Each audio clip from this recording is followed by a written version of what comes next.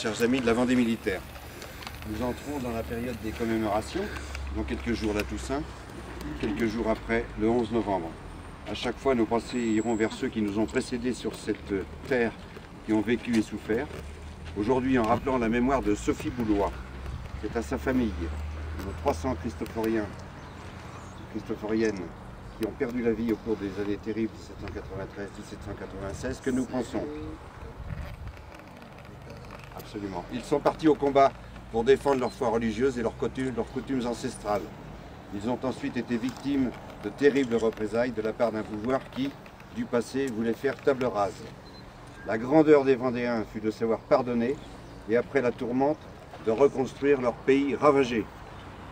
Sophie Boulois, en épousant le sous-préfet Barré, devait montrer l'exemple à Saint-Christophe où elle survécut en soulageant les misères, la mère des pauvres.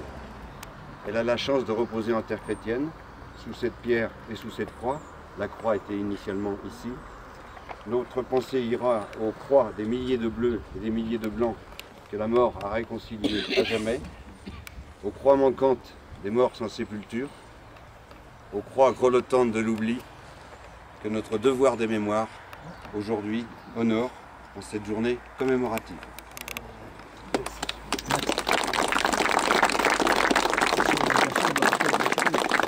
Absolument. Comment? Salve Regina, Mater misericordiae, vita dulcedo, espes nostra salve.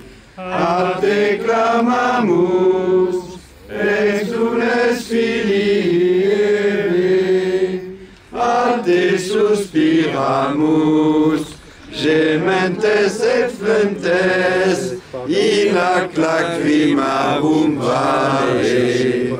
Eia ergo, advocata nostra, illos tuos, misericordes oculos, ad nos converte. Et Iesum benedictum fructum ventris tui, nobis post hoc exilium ostende. O clemens, o pia, o dulcis Virgo Maria.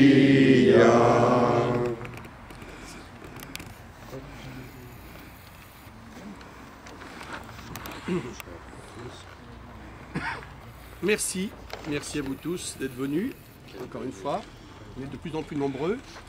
La cérémonie au cimetière est maintenant terminée. Nous avons rendu hommage à Sophie Boulois. Le projet était né il y a déjà quelques mois, dans la tête d'Henri Renoul et dans la mienne.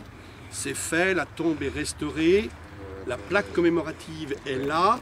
Et j'ose espérer qu'un beau jour, des jeunes gens passant dans ce cimetière pour aller voir la tombe, sur la tombe d'un ancêtre, eh bien s'amuseront à lire cette inscription.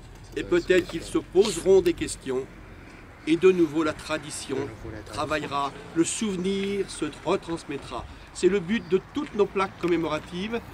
On fêtera dans quelques mois, au mois de février, la création de la Vendée militaire qui comptera quand même 40 bougies, 40 ans de travail sur le terrain, 40 ans de pose de plaques commémoratives, etc. Dans le seul but de sauvegarder la tradition du vieux pays, dans le seul but d'honorer sans cesse la mémoire de nos anciens. Et je vous remercie d'avoir assisté ici au cimetière à cette cérémonie. Merci Monsieur le Ministre, merci Monsieur le Maire, parce que je sais que vous allez partir. Merci Monsieur le Conseiller Général honoraire. Merci cher Henri de nous avoir permis, car c'est vous Henri qui avez permis cela, de nous avoir permis de poser cette plaque qui perpétue un événement important au-delà même de la famille Boulois. Il y a cette petite inscription sur Bonchamp, c'est rien du tout. Elle passe à Loire, elle est dans la barque du général Bonchamp. Et déjà grâce à ça, on sait qui sont ces gens qui accompagne Bonchamp. On sait que Madame de Danne est là, que la future Madame de la Fréjolière est là. On sait qu'il y a même la supérieure du Ronceret qui est là, n'est-ce pas?